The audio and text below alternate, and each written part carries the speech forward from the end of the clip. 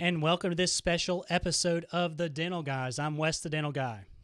And I'm John, the Dental Guy. And Wes, I feel like we've been working actually pretty hard. And I know everybody out there is like, yeah, right, jokers, I've really stepped up my exercise but routine it's been, because of this. well, I didn't mean so much that, but yeah, I mean, that's actually true. I've been able to work out more than I ever have in my life, which has been great, actually. But you've been doing some stuff, though, that is not your typical work. I mean, when we talk about work, we've been doing the podcasting, of course, and talking with people, which has been awesome. But we've really been trying to do things that allow us to not focus on negativity, right? Do things that make us happy, do things that kind of distract us, give us simple problems that we can solve. And I talked about earlier today, I was out backpacking, which is my happy place, but your happy place, or one of your happy places, it's at the Beehive, right? Yeah, it's actually at the apiary, John. Let me correct you. I love these discussions. Apis. I learned something every time. Apis is Latin for bee, right? So I didn't know that. I didn't know that until I became a beekeeper, right? I was like, what is this apiary? How big is your apiary? That sounds like I have multiple apiaries, John. I have multiple. I have one on my home property, and I have one on my property down the road. Okay. About 5 miles. So is the one down the road not on your property? You're saying you have an illegal apiary, like a dispensary? No, I have a friend. that allows me to put bees on their property. It's on a farm. Okay. And it's good to have a place where you can actually like take bees to, right? Especially during this time of year, you're doing a lot of bee work, right? And what's bee work? And what is bee? Yeah, what's bee work? Well, I gotta know. Everyone out there is wanting to know. Bees are this time of year are very busy. They just can't make this up, man. All right, man, you see, but this is what it's about. It's about bringing positivity, right? And you guys know that I'm a beekeeper. I've been a beekeeper for about 6 years. My wife and I got into beekeeping because, one, it's a healthy thing for you to be around pollen and those type of things, and it helps with allergy. I don't eat a lot of honey, but we do sell the honey, and it's excellent for those that want to tackle some allergies and those type of things. But the main reason we got into it is because we do garden, we do have vegetable gardens, those type of things, and it really does help your vegetable gardens. And then, it's just bloomed into this nice little hobby that we do during the spring, summer, and some cleanup in the fall. And it is a little bit of work. I mean, especially this year, I've set myself up to be a master beekeeper because I'm just taking time off work, man. I'm just taking time off work. So I've enjoyed. This whole thing's been good for you. Yeah, it's been good for you. It's been excellent. So let's talk a little. Let me actually, John. I'm going to take you into the apiary right now. Here we go. So this was Saturday. And that's me with the smoker right there. And what smoke does, and I'm not going to spend a lot of time on this because we want to get to our special guest talking about moving into the future. But this is cool stuff right there. That's a feeder. And in the springtime, before nectar flow gets going on, you have to feed them sugar water. And they had emptied that. Man, but look at how many bees are down in there, right? And these bees have been overwintered. There's a 2019 queen in there. And so what I'm doing is I'm looking for the queen. And my wife there, she's in her suit, and I only got one sting, and I worked in like 9 hives. And you will get stung as a beekeeper, but I'm in a full suit. When you're working in them all day and you're really moving a lot of bees, you don't want to deal with stings. So I have a full suit on. You definitely, as a dentist, do not want to get stung in the eyes because you could lose your eyesight. So when you see people putting all these bee beards on and all that kind of stuff, and like you see people with exposed skin, that's stupid because one sting in the eye you could lose it. So what my wife did is she just opened up the box there, and she's going to pull out a frame of bees. Now there's no honey per se in the hives right now. It's all nectar. And you can see it's kind of stuck in there. Propolis is what bee glue is, and it's actually in some natural toothpaste as well. but this is a frame of bees. There's some baby bees on this frame. And what we're doing is we're looking for the queen. And the reason why we want to get the queen is because she's very valuable. And there's only one queen, and there's probably 50 to 60,000 bees in this hive. And so we went through this hive, and in fact, on this next frame, the queen was right there. It was a blessing in disguise because I didn't have to search very far, which is really cool because you don't have to go very deep in the hive to actually find the one bee that matters, and that's the queen bee. So I crack this one open right here, and you see it's very quickly here, and then we'll move on. So I'm going to look at this side. There's a lot of brood on there. Brood are baby bees. Bees are female for the most part. There are drones in the springtime. Those are male. And then right here, so you see my wife's finger? She sees the queen. So she's going to reach down in there. It's hard on this small screen for me to see it, but she's got a queen cage, and she's going to cage that queen, which will hold the queen in. And then we can actually pull her to the side so that she's not harmed, and we'll reincorporate her into another hive. So we're going to do a hive inspection. So, you know, that is next level, man. I mean, we talk about next level.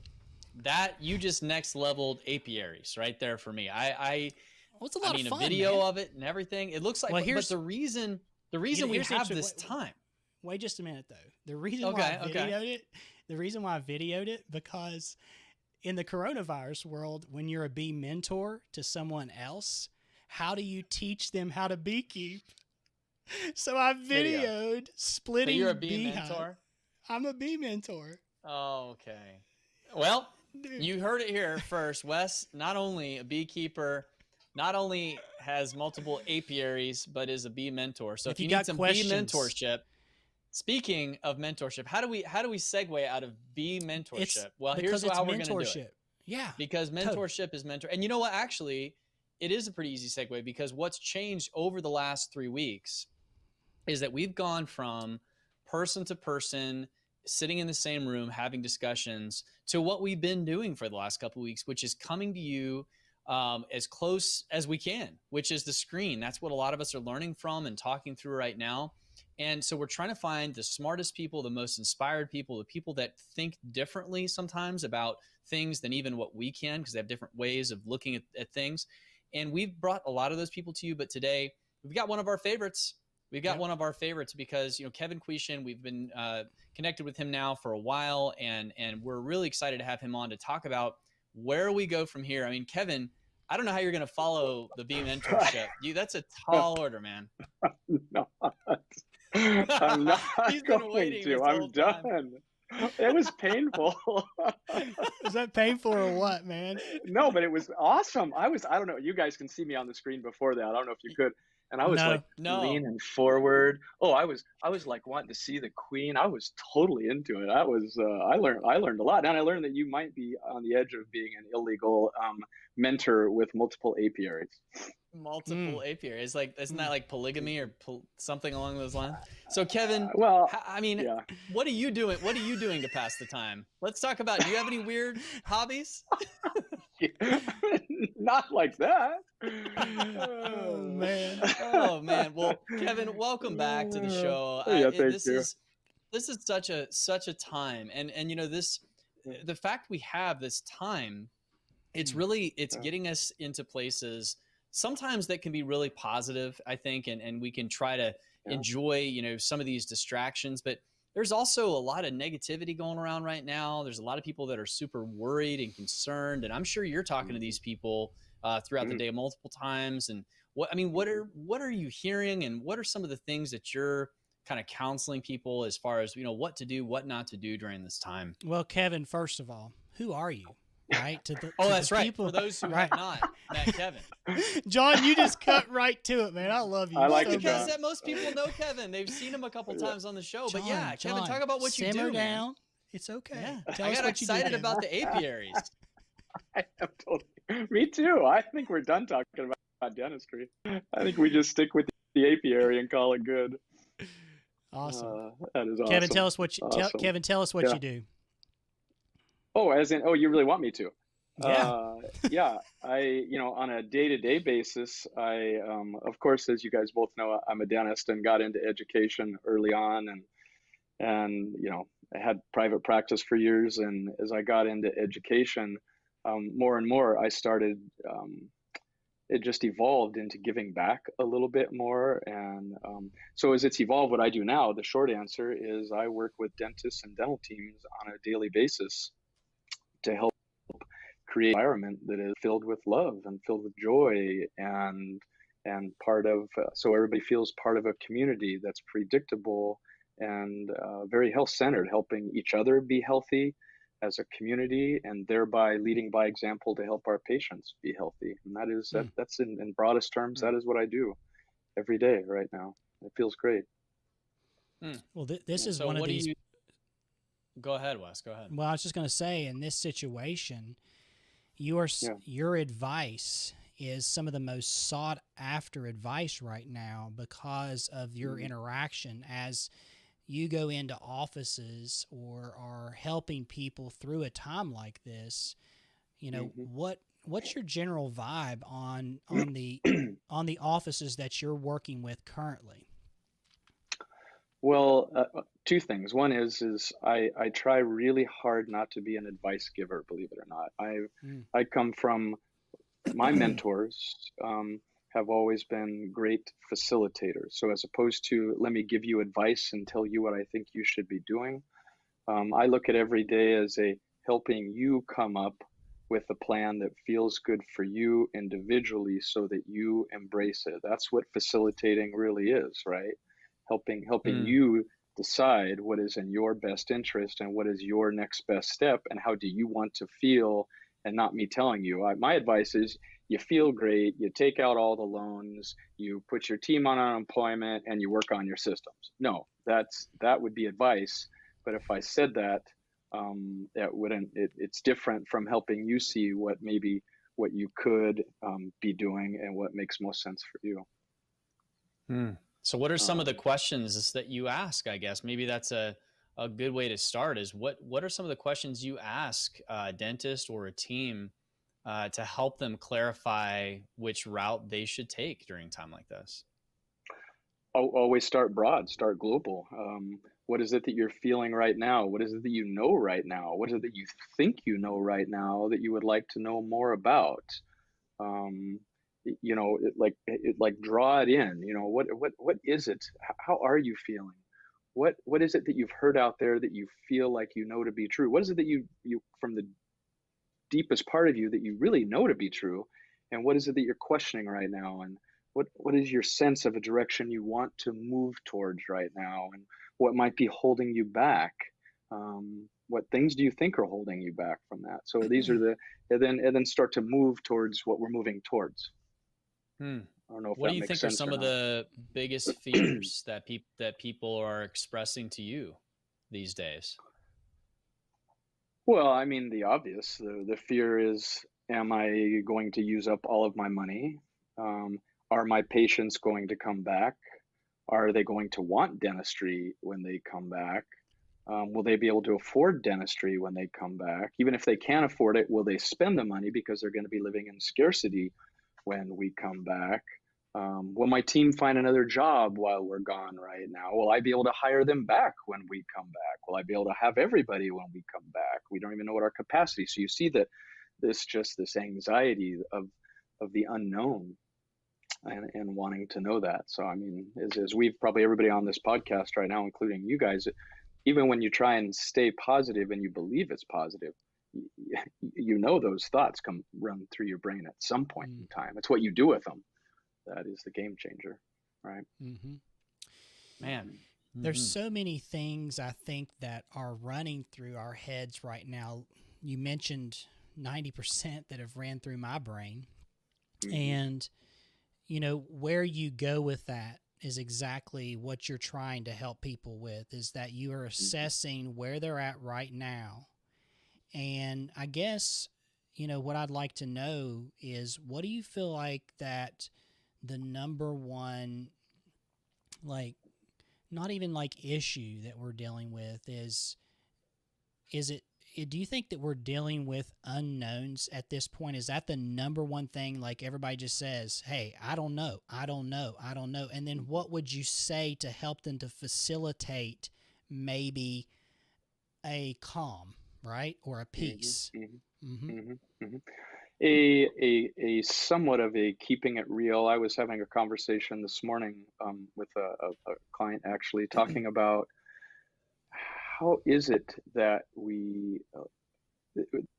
how can we find some hope that makes sense, being Pollyanna-ish or without feeling naive? Like, what really does make sense as a human being? Well, I not to get political, I don't have tons of faith in our government on a regular basis, but not a lot of people do. However, what I see is people coming together to knowing that this is going to be really different, really crazy times. So having faith that we all, whether it be private sector or federal, that we're going to come together and make it work. And I do have some, it's not blind faith, it's educated faith because I see what's going on. It's not totally naive, but saying, what do we really think is going to happen based on what we've seen so far? Well, we are going to come back to work, Right. We're going to see patients again. And banks, the private sector, the banks want you. They don't want to say, oh, you and your loan? No, sorry, go find another bank. They want your business. They're going to find ways to help us be able to pay our bills and make money. It might be more than 3 months of not paying your practice mortgage or your property mortgage, right? It might be up to 6 months. And let's talk about that. What are the odds and what have you done to move in that direction? Have you checked in with your bank on that? So trying to find sometimes it's these little things of, let's take a couple of steps today to get some information to help you feel better. And then maybe make some projections. The other thing that helps people is, Susan Jeffers, Feel the Fear and Do It Anyway, old book that I think about all the time. It's like, but let's keep it real. If we go down the path of now this, then this, then this, is it real that your patients aren't going to come back? No, they're coming back. So let's go worst case scenario and say it's 3 months, half your patients come back and 3 of your team members come back. Great. Let's work up a scenario based on what your practice was, how much dentistry were you doing, what were you paying your team, what if we go 2 months without paying the rent and your mortgage, what money did you bring in, is that enough, how many team members do you need? So sort of coming up with some realistic real life projections help dentists go, oh, so it sucks, but not as bad as I thought. Now I can see it, I can feel it. I think that was my worst case scenario and I can still get through it. And it's probably not even going to be that bad. So let's dial it back a little bit. So that was a long answer. You mentioned, no, it's good. You mentioned the word scarcity. And I want to define that a little bit because I feel like that is maybe the root of a lot of the problems that we see. And I mean that in so many arenas. We have been, and there's value in the idea of scarcity. It's a marketing tool for sure. Oh, yeah. There's ways that it can be used to encourage people to do things or motivate people to do things, but it can also be the cause of a lot of fear. And it seems like it's driving much of what we're seeing. Talk about scarcity a little bit and what does that mean? What does that mindset look like? And what should we do about that? How do we sort of combat that in our minds, in our practices, in our mindsets? Well, when you talk about scarcity, that's a great question. When you talk about scarcity, you have to look at the other side, which is abundance, right? So with scarcity, we think about, well, when we say the word scarcity, not enough or not knowing what enough is, if we put ourselves in that spot and say, if I don't know what enough is, or I really don't have enough, how does it feel? And then of course we go into the whole sympathetic tone and lots of cortisol and the way we lead and our actions and the way we are perceived in that scarcity. And how does that feel? How does that look to you when you see yourself in scarcity? Doesn't look great. But if we live in abundance, which abundance is at least knowing how much money we need, how many new patients are enough, how much time we need. And then we go, well, I know what that is. And there are patients out there and their money is going to come in again. And how do I look when I live in a world of abundance? How do I see myself? Well, I see myself as a more calm leader, tapping into the parasympathetic tone. I see myself making decisions that are more thought out as opposed to reactive and spastic. And how do I look to myself? And I like the way that looks. And so for me, one of the tools is word scarcity and all the things that we see with scarcity, and tap into that. How do you lead? How do you act? And how do you feel? And then when we think of abundance, how do you lead? How do you act? And how do you feel? And which one, when we come out of this, do you want to look back at and go, that's what I tapped into more of? Man, right. That is so powerful. I mean, I think that's all we have to do is go into the grocery store, right? And we see the power of the scarcity mindset. You know, we're so far removed from reality when we're in there. You know, there's no shortage of things, you know, there's no shortage of food or toilet paper or whatever you want to talk about. And yet we're really wired to, for some reason, fall into that. It's very easy to fall into that, to be motivated by that idea of, well, if someone else is worried about this and that and this, and there's not enough of this and that, I should be too. And that can push us to do things. As you said, I think a good game plan is find out, rather than stick your head in the sand, you know, try to regain control of the situation, figure out what you do as much as you can. Right. Realize what is enough. And I remember that being a big part of some of the education we've had, you know, where you've been involved in the past, has just been the idea of make sure you understand what's enough. And a lot of times what is enough is a lot less than what I think society tells us it needs to be. I think a lot of people. How much money do we all really need to live off of? Right. Yeah, go ahead. I was going to say the same thing. Is like a lot of us are going to come out of this with we're going to dial it back quite a bit, because we've had a time to reflect and even self-evaluate what we were doing was too abundant, right? Or for yourself, you have to look at those things and internalize. And everybody's having this. Well, you almost have to internalize everything now because you've been forced to. So in a sense, it's like a gut check, right? Let's gut check everybody at the same time. And, you know, I want you to speak to some of this. And as we see my daughter kind of speaking into the background.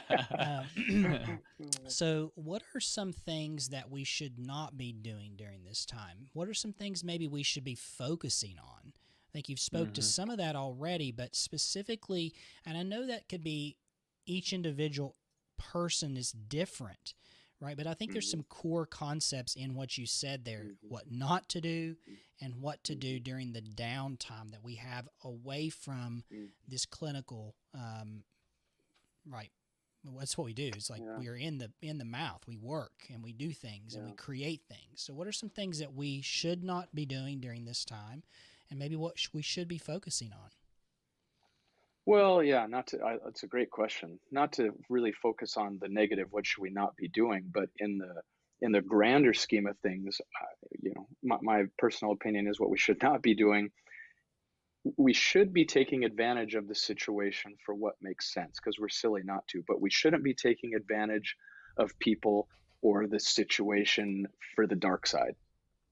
I feel like we are, you know, like, oh, well, while everybody's home and we're doing this, let's advertise this, or let's say, oh, well, you know, you need a bunch of this right now, so let me tell you why you should be working with me or with that company right now. Like, let's not take advantage of the situation, say this was such a missed opportunity. Let's take advantage of the situation and do what we want others to do. So what not to do for me is to give in to the dark side, if you will, and take advantage of this whole terrible pandemic, this crisis, to take advantage of people.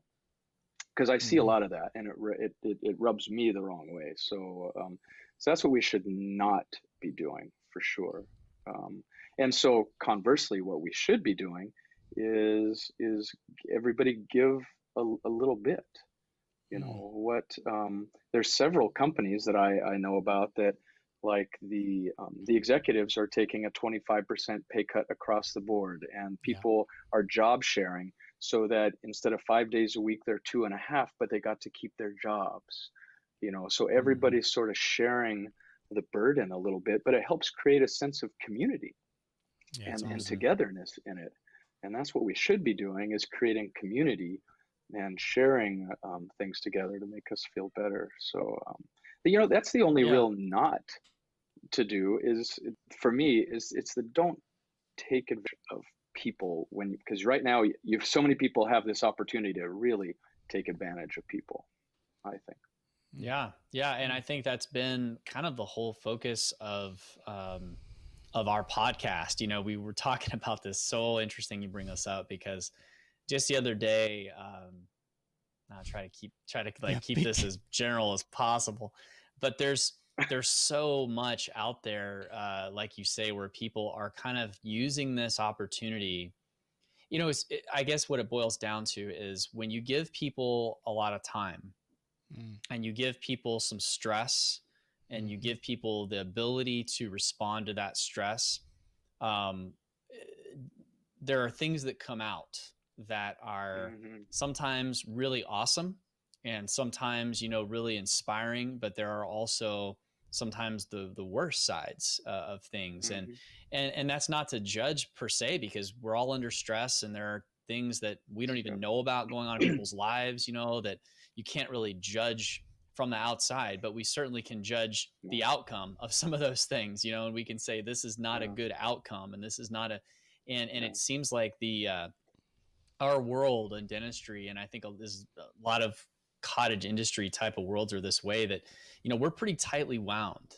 And when you start to see the wheels come off in certain ways, or at least the perception of that, it really pushes people to compromise in ways that we shouldn't. So our podcast, we've always tried to kind of stay away from that side of things and just say, hey, let's talk about how we can, create something that's better, that is the next level, that's, moving people toward, because in the end, we look at this as an opportunity, really, truly. I mean, that sounds like such a easy thing to say or whatever, but I mean, you think about, let's talk about that. Let's talk about some of the opportunities that this situation creates for our practices, and how can we come through this as a stronger team in our offices, as a more educated team, and also, how can we inspire our patients? What are some of the things that you're maybe talking about, or some of the ideas that you've seen around that are maybe helping to guide people through thinking through this, at least for what works in their office? Kind of talk through that with us a little bit. Yeah, that's a great question. I'm sort of living it real time. I try and be very congruent, right? Like, do what I'm asking other people to do. And one of the things right now is, in this time, there's a lot of talk about looking at the world differently, and systems changing and our structure changing when we come back, and being a different type of a leader. And also having more compassion for others is what we're learning, and compassion for ourselves. Well, one of the things that I've been working on a lot with my friends and mentors for a while is a different type of a leadership. I mean, it's not new, but it might be newer in dentistry and healthcare and to some corporations. But like the other day, I was on a team call that I'm sure we'll talk about in a minute.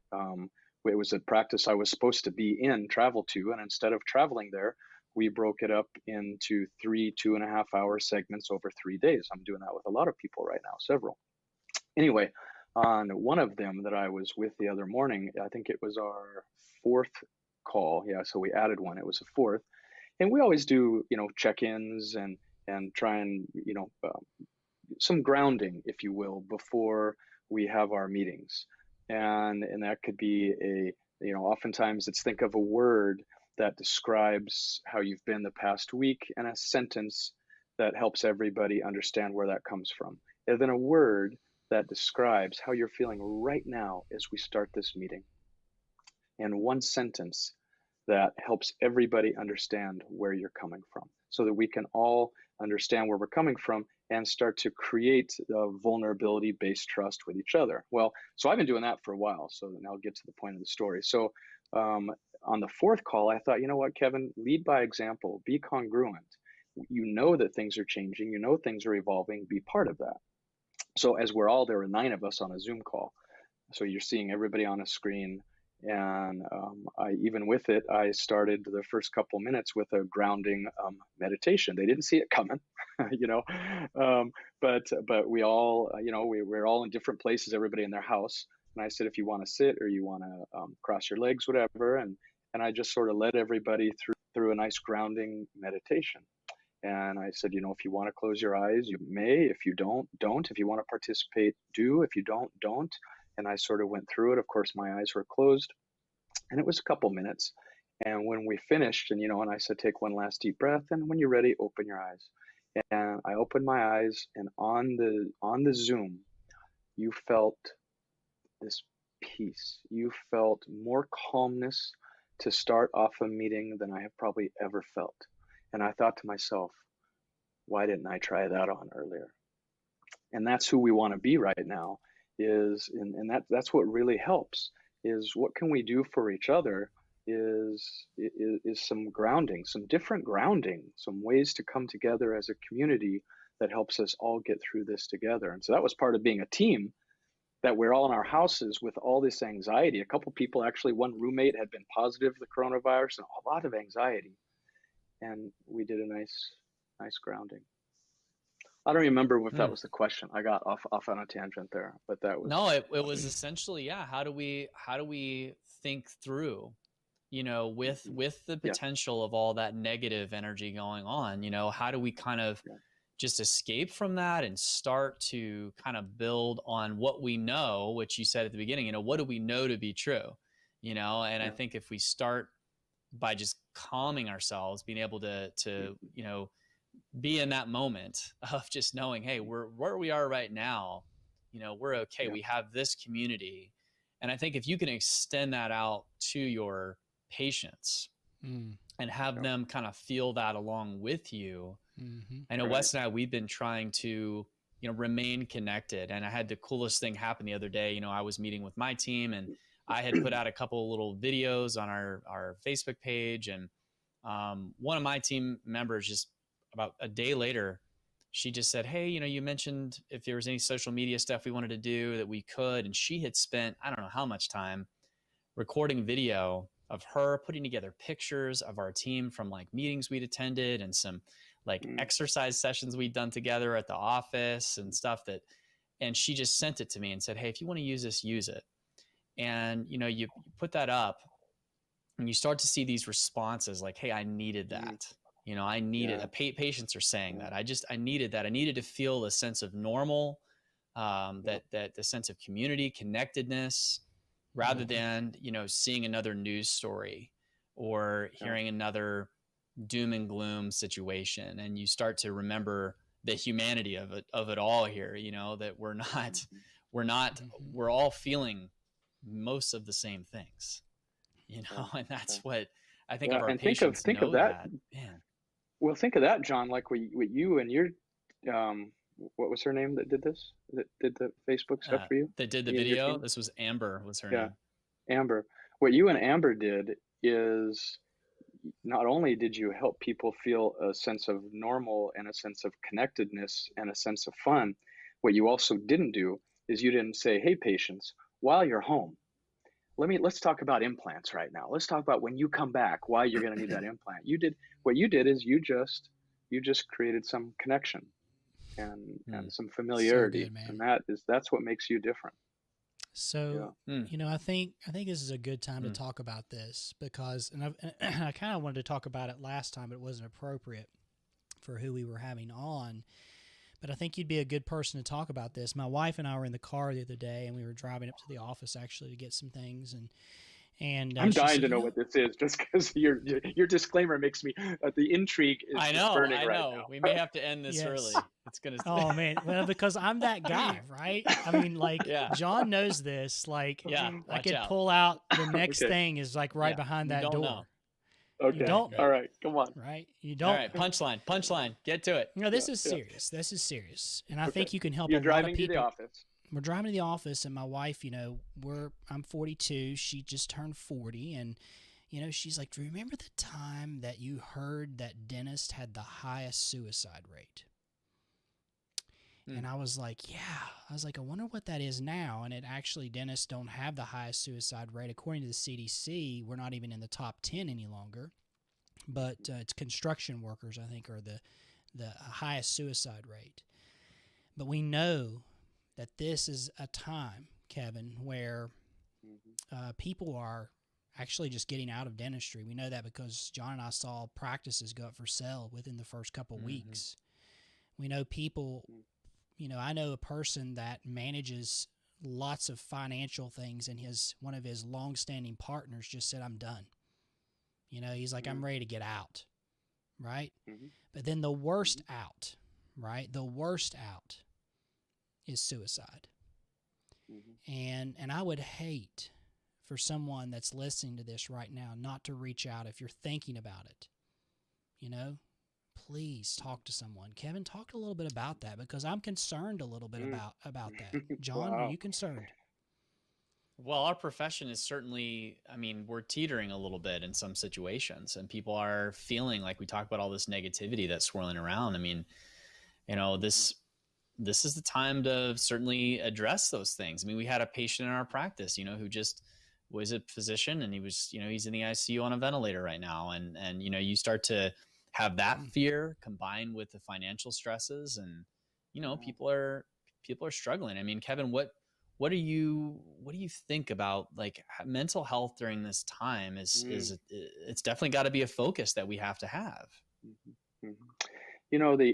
So thank you for asking that and feeling like this is the place to ask it. It's years ago, I made a pact to myself that anytime I'm with a group of dentists or teams to talk about mental health and try and get rid of the stigma around anxiety and depression.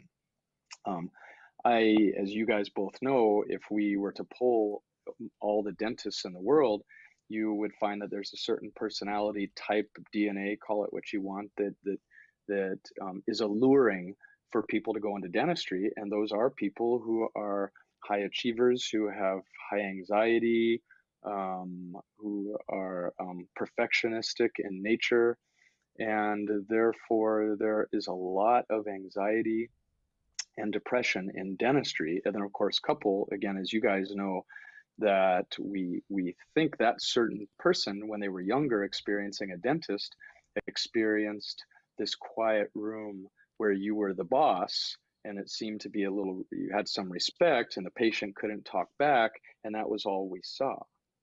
Until we got into dentistry and realized that there were people to manage and schedules to manage and bills to pay and things that change, and you are on stage all day long I don't think we should be on stage, but just to keep that term going, on stage all day long, and it was not what you wanted, and it's hard to be perfect at all those. And then, we're in this tiny little place where the patient's not sitting in this place of spit where we're supposed to be within microns. And that is the perfect, perfect storm for people already with anxiety to get much worse, and depression. Throw this into it, and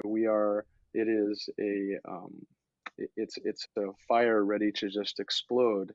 And so just talking about it, that's why I was so glad you brought it up, because so many of us don't talk about the anxiety we feel. So many of us don't talk about I don't know if I'm clinically depressed or if I'd be diagnosed with depression, but I feel depressed on a regular basis. I get a little down.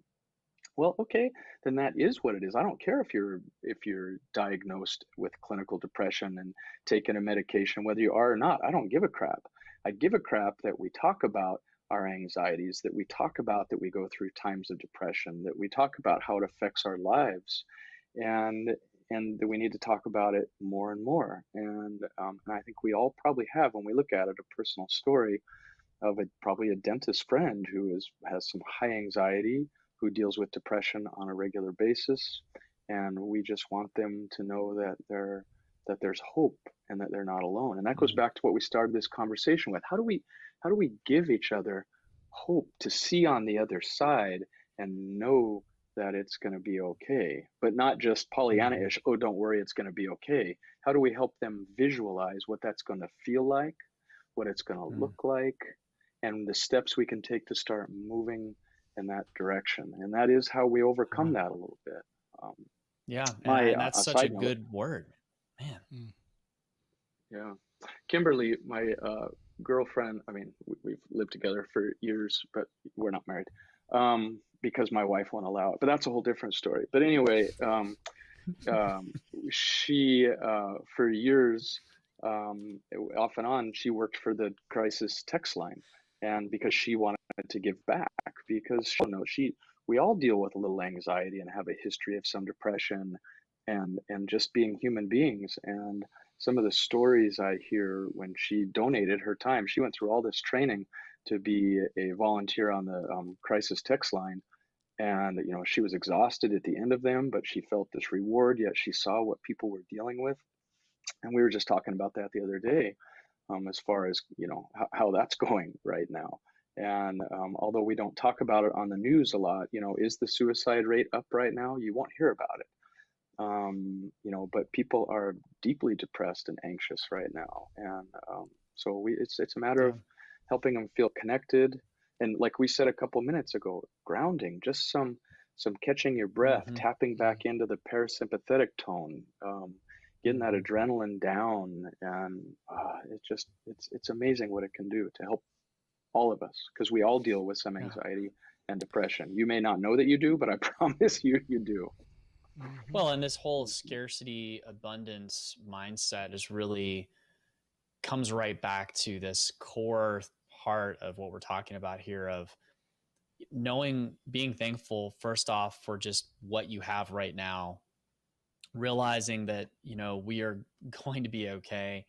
That doesn't mean we, like you say, don't still come up with a plan, and we still need to be proactive, and we need to move, and we need to make decisions where appropriate, but always with the mindset that we have a lot more than what we sometimes feel we do when we're in the midst of those times of feeling, that we don't know what to do. And part of it is, as dentists, as well as you identified, we're used to being able to react to situations almost instantly, making decisions, kind of being in charge sort of our environment, or at least having the perception that we're in control of our environment.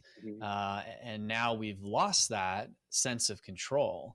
And that certainly triggers a lot of those feelings. And, I think in the midst of all of the, I don't know how many phone calls I've had to make, or emails or text messages back and forth between, people that I rely upon to help me make decisions, and, all the more feeling less and less in control. Sometimes that's, we were talking about this earlier today. I just had to get out for a couple of days and go backpacking up and get away, and just be able to have that and remember the simple things. All we need to worry about right now is building a fire. That's all we got to worry about. Then we can accomplish that, and sometimes there's a place for that. And I think our teams need that kind of same leadership, as you said, having a way of feeling that connectedness and that calm. And that's interesting to me, that I feel like whenever we talk to Kevin West, there's like our tone drops down, like everything just kind of just gets a little lower in a very positive way. Like it's like we're all kind of just coming to that point of just really getting a little bit more real about things. And I really like that, Kevin. I think that's a good thing. Good place to be, that we need to be more frequently. And I think that's when it comes to, how do people start thinking about recovery and coming back, and thinking about, as our practices will kind of build back into the time, we're faced with some of these discussions about how do we handle the challenges that we are going to have, which can be kind of exciting things, not all bad, but I think there's a lot of opportunity for innovation and for thinking differently about our schedules, thinking differently about how we take care of our patients. What are some of the ideas that you're either hearing about or helping people to explore that are maybe you're talking more with your clients when it comes to recovering and getting back into our routines? Yeah, that goes back to the earlier question, which is what makes sense for each doctor, right? So this morning when I was on a call, it was, again, it was when we come back, what is it that you're going to look back upon and say, I'm glad I did that? And one of the options was, I'm glad I did not work on the practice the entire time. We had to leave that as option. Are you going to look back and say, I'm glad anything? Or are you going to look back and say, I'm really glad that I got really, today it was, I'm going to start to become a master at EagleSoft while I've got this time. That was one of his today. And I'm going to sit and I'm going to really just dial in the optimal flow for bringing airway into the practice. Those were some of his today, but it is, one of them was, I'm going to really become more of a master of QuickBooks during this downtime. There's so many, what do you want to look back on and say?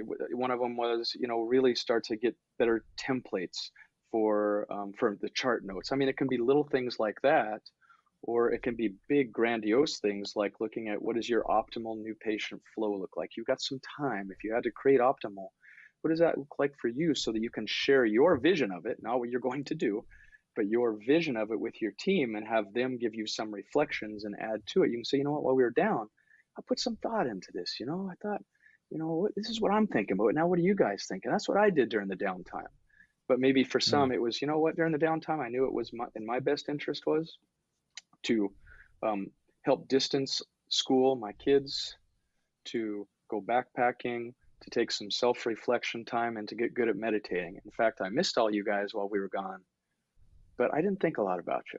But then you're also leading by example, right? You're leading by example, saying that's what was in my best interest for my personal health while we were down. So it's different for everybody. That was one thing that my wife kind of called me on, and she said, don't take what you've been doing and replace it with something else just to busy yourself. And she's like, that's what I see you falling into here. And she said, I want you to think about this as an opportunity. And you've been ramping up over the last 18 to 24 months and incorporating, advancing, and all those things. And you've been given this as a gift, she said. Yeah. And a gift is something you cherish. And so if we look at that as an opportunity to spend more time with whatever mental health checks and personal development, to reacquaint yourself with your children, your wife, whoever that is, right? Whoever that is or whatever that is, right?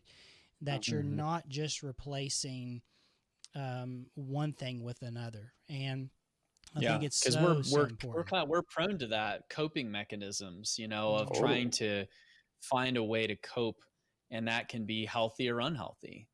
And there's been a lot of that. Yeah, there has been so much of that in the world right now. And a term that came up over the weekend, I think was a little late getting it, but now I get it. Was that we're not now just working from home. We're at home dealing with a crisis, trying to work. Yeah. Right. You're not every day right now. We're not, now you're working from home. No. I'm at home dealing with a pandemic and a crisis, trying to figure out how to get some work done.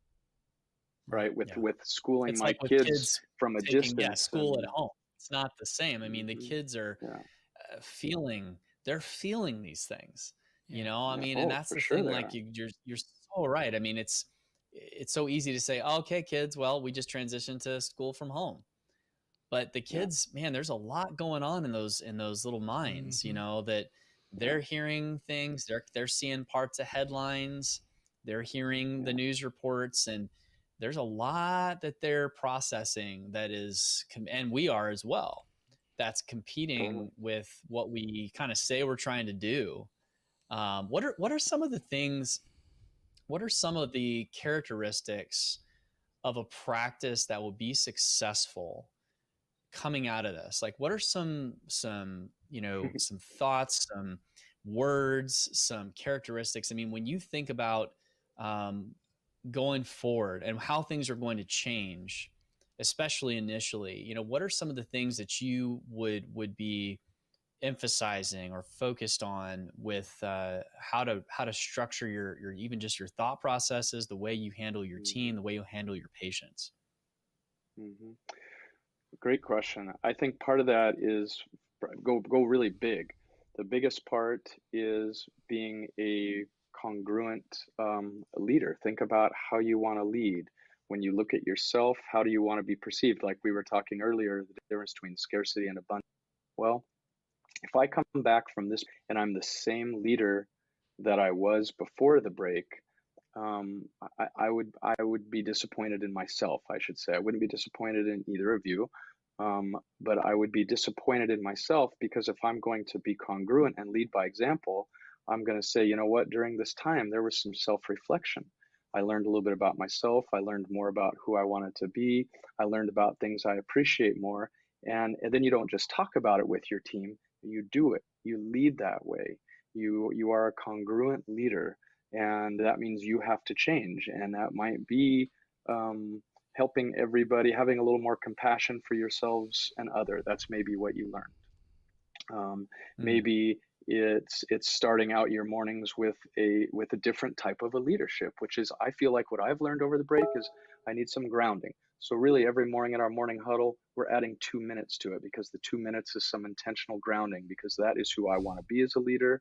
And that's, whatever that looks like for you. But that's one of the biggest things, right? This is so good. What? I mean, man, it's really like, as we're talking about this, I mean, I'm just thinking of, these are some of you're putting a lot of words to kind of thoughts that I really haven't known exactly how to express. You think about what we want to leave behind, even when we're all said and done with this profession or our work career, whatever that means. What are the things that really matter? And that is, what you're talking about here. You're talking about the things that people will actually remember about you, in terms of how you influence their life. I mean, that's a heavy burden. That is a good burden to kind of recognize. We have that ability to influence others and the way they look at going forward, even especially when there's this disruption. It allows you to really go, whoa, like wake up here and really think about the impact you want to have. This is an opportunity. Well, if you had to, sorry, I got to go on that one, John, real quickly, because if you had to pick, you don't, but if you had to pick on who you wanted to influence, have a greater positive influence on in your time, would it be your patients or your team? Yeah. And I mean, I know it's different for everybody. I would answer. It's yeah. Is? Yeah. For me, it's the team. The team. Yeah. And me too. But it doesn't mean we don't love our patients. It means that it doesn't mean we come back from this and we're like, I'm a better leader, I'm going to tell you how to lead. No, actually being a better leader is, I've learned what I've learned over this time. I already loved all of you, but our sense of connection and our sense of how we support each other and have each other's back is what I want more of. And I'm going to lead by example, because when I leave here, when I'm done doing dentistry or die, that's what I want. That's what I want to know, that I had such a profound positive impact and influence on the people I was with every day. Not that I don't want to impact my patients, but man, it's about us. And that's my hope is when we come back. Your question 10 minutes ago was, when we come back, what's going to make us different? It's big, it's broad. It is big. Right? It's big. It's not, oh, we should have done, no offense to my conversation today. It's not, I became an expert at Excel or OpenDent. That's important. But what do you really want to be when you come back is a better human. Yeah. Yeah. And that drives and you lead by toward getting example. better at everything. I mean, it once you have that mindset, it pushes you toward, because what, you know, again, as you know, Kevin, I mean, Wes and I have always had the approach of, we've always believed that if you do the right thing, you may not, quote unquote, win in every metric, right? But you are going to win in the metrics that matter in the long run. Yeah. You're gonna sleep better at night. You're gonna feel that you've made, you know, the right positive choices and decisions, and influence people in a way that you will live on past yourself. And this is really getting to the heart of that right now. And it's really, again, I keep thinking it's such an opportunity now to do that, even maybe more because of this disruption. It gets us all to stop. And think about, Wes, going back to your question about mental health.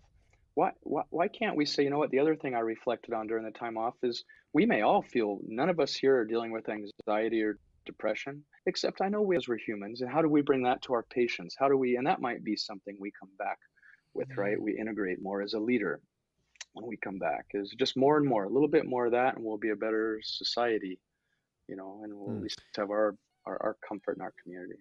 There's so many people as leaders that distance themselves from their, let's call them coworkers, right?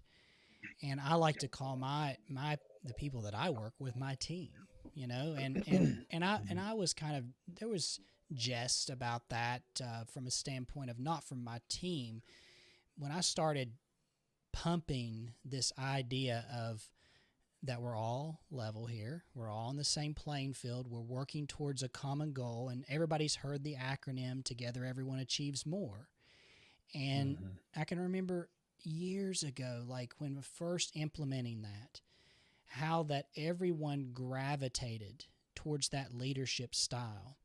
They felt like they were contributing in a way. And whenever you show up to work, whenever that is, how you respond to a crisis, trust me, whether it's you fractured a tooth when you were taking it out and it broke off at the gum line, and your choice not to huff or puff or get upset or change the mentality of the entire operatory just because something quote unquote bad happened, you know, or it's just in how you react to a team member that's having a tough day and you're more sentimental maybe towards that. There's been in some places, there's such a division between leadership or quote unquote leadership and the people that are behind the scenes working with you. And I don't even like to say with you.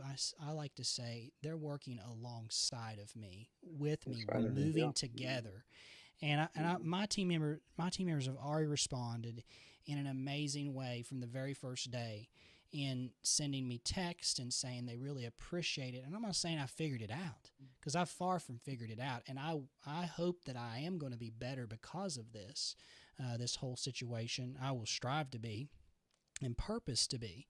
But there has to be some type of leadership, because I feel like people want to be led. People want to be told things. Yeah. People want to be part. People want to be part of something special, and they want to be inspired. Everybody wants to be a part of something special. Everybody wants to feel a sense of community, and everybody wants to work with people who inspire them.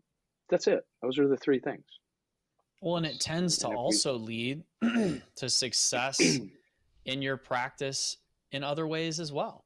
Yeah. You know, if you commit yourself to that way of leadership, which is really just kind of enabling other people to, you know, take control of their world as well, you know, to help you and you help them, that gets reflected in success of the practice. And I mean, I'm sure you see that probably time and time again, Kevin. I mean, the way you are facilitating and what you're kind of promoting, it's not maybe the typical way of approaching these types of problems, but I'm guessing that you see some pretty awesome results when you can really get somebody to figure this out, or watch you help them to kind of figure this out? I mean, you've probably seen some interesting changes happen in practices. Mm-hmm. Yeah, and in myself, because we're leading by example, and that is some of my mentors. I was on a call this morning at 7 o'clock with one of my mentors, and we're doing sort of a future leadership thing right now, which is more of a system sensing.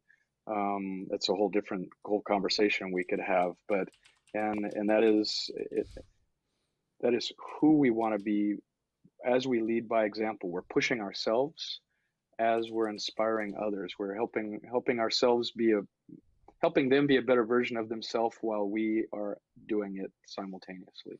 There's a radio talk show host that I've listened to for years here in Knoxville. You may have heard of him, John. His name's Halloran Hilton Hill, and he has just a talk show in the mornings, and I think that it really inspired me to look at each day. And he says this at the beginning of his show: "Welcome to this brand new day. This day has never been lived before.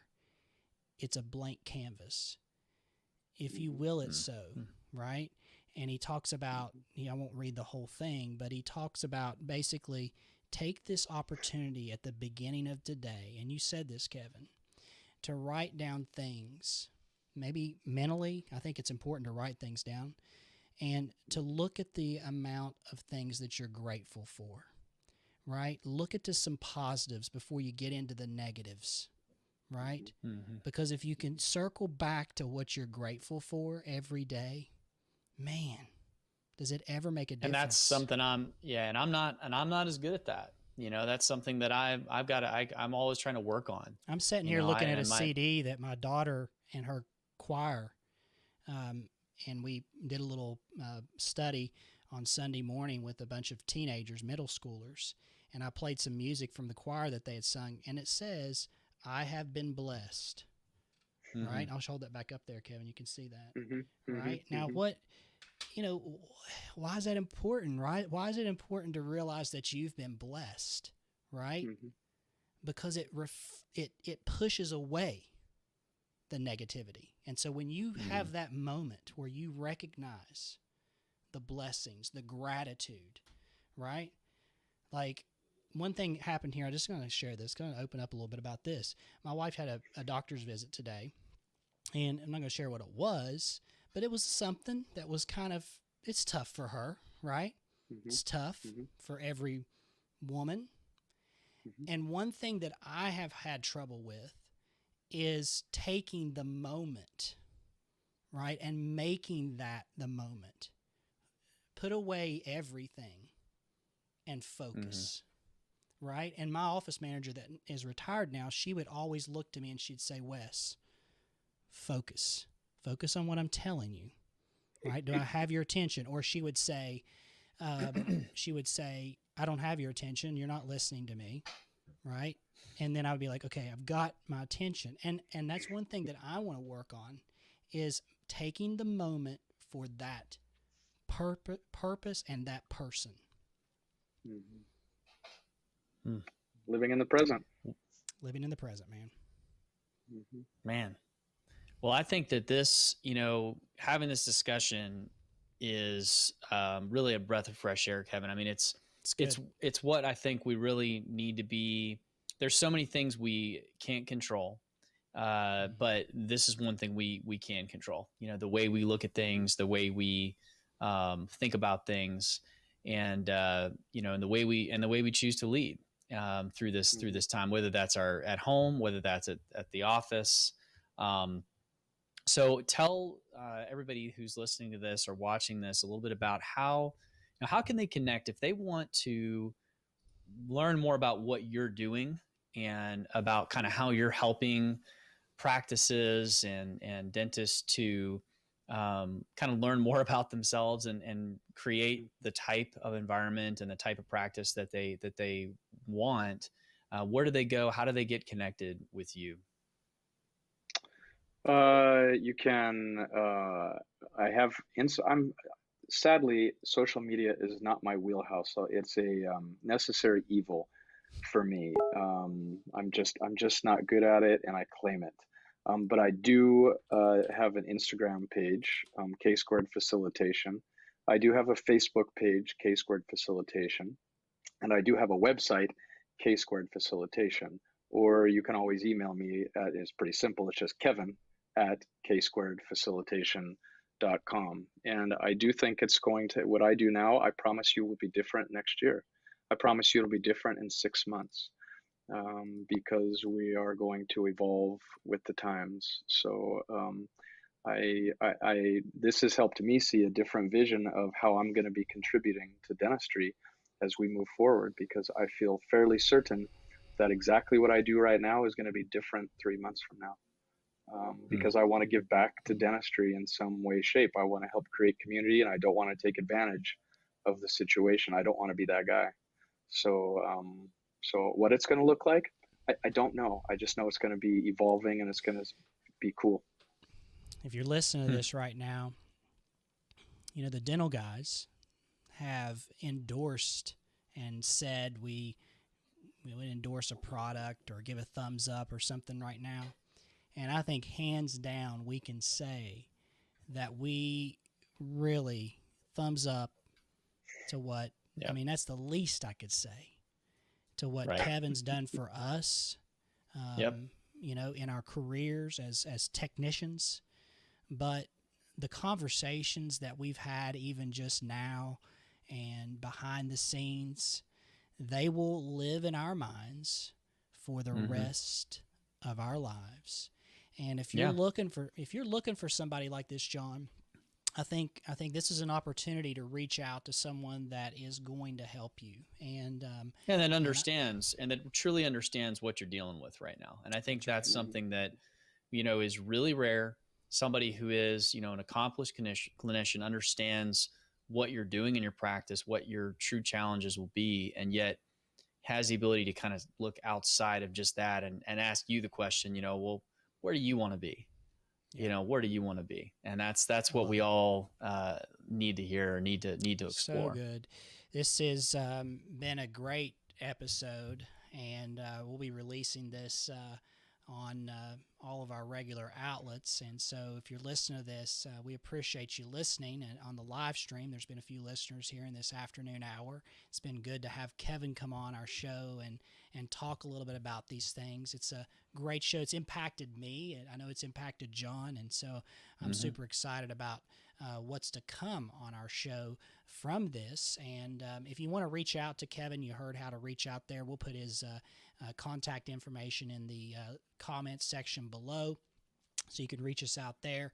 And so, as we always say, you know, we really, the way people find out about this show and the dental guys is organically, right? You hear something and you think, man, I got a friend that needs to hear that, or man, you know, that came up the other day, and you really just needed to get it out in a different way. And you're like, well, just share that around, right? Just share it. We've put this in video format on YouTube, and we put it on Apple Podcast or any podcatcher per se. And so the way people find out is for you to share with a friend, and that's what it's all about. Be a mentor, right? One of the things that we're missing out on is not going to the AO, and we're just going to continue to podcast. And we were going to talk about at the AO was how you can be a mentor, how you can use what you have to impact. And if it's shared in an episode like this or something else, or maybe you sitting down having a Zoom meeting of your own and talking shop, or talking about team meetings and how you're going to change and how you're going to do better, well, it's time for maybe you to step up and do that. I challenge you to do that. And so thank you so much for listening and watching today. We really appreciate that. And again, I appreciate Kevin for coming on the show. And so as I fire up our favorite music, as some of you have made evident, okay, we're going to fire it up right now. And I'm super excited for what's to come. We have a lot in the hopper. I mean, there are some great shows coming. So for Kevin, for John, I'm Wes, and we are the Dental Guys. Thank you.